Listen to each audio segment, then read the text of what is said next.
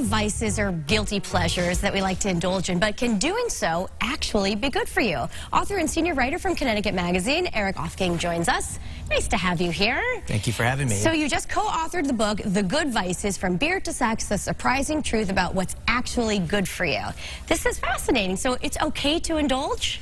Yeah, it's okay to indulge sometimes in the right way, in moderation, and I think so often we're always told to be healthy, we have to not eat this and that, and refrain from everything. And really, the most recent research shows that that's not true. You know, we can enjoy different things and still be healthy. So you co-authored the book with your father, who's a physician. Yes. So he had a lot of insight into this. Yeah, so he had been looking at this, obviously, as part of his practice for, decades. And I had started writing for the magazine about 6 years ago. I was writing a lot about food and all the great food and beverage we have in the state, and as well as health. And we just were talking a lot about those topics.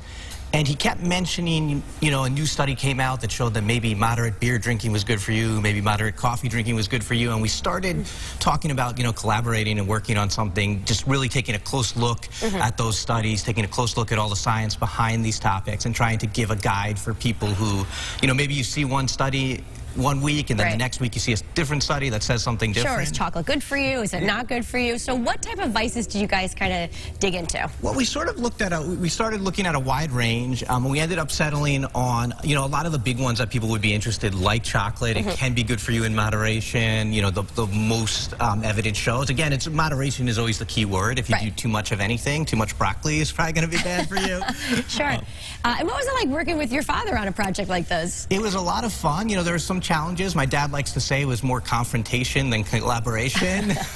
But it actually really helped, I think, make the book much better than if either one of us had done it on our own. Sure. And with your work with Connecticut Magazine, you're probably familiar with a lot of the places people might want to indulge in. Can you bring us into your research a little bit? Yeah, so we joked that we kept saying we needed to do more research, especially on the beer chapter. No, a lot of it was, looking at the studies that had been done, the big studies that looked at, thousands of people or tens of thousands of people, and showing that, for instance, with beer, 1 to 2 drinks a day has been shown to maybe increase longevity somewhat. And we had looked at those studies, and also looking at the way people who had lived long, healthy lives, sort of imbibed or did, use those habits. So, my grandfather, who we talk about in the book, he lived till 93 and had a glass of scotch every day. He would work really hard, but at the end of the day, 4 o'clock was relaxation time. That's the secret, I guess, huh? A little bit of scotch. That's fantastic. And where can we find your book? It's available from all the major booksellers, as well as at a number of independent bookstores in Connecticut, including Bird's Book, Hickory Stick in Washington. So you can pretty much find it anywhere books are sold.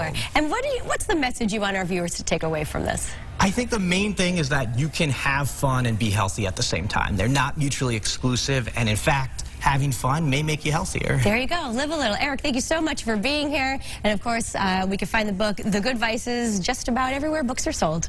Thank you.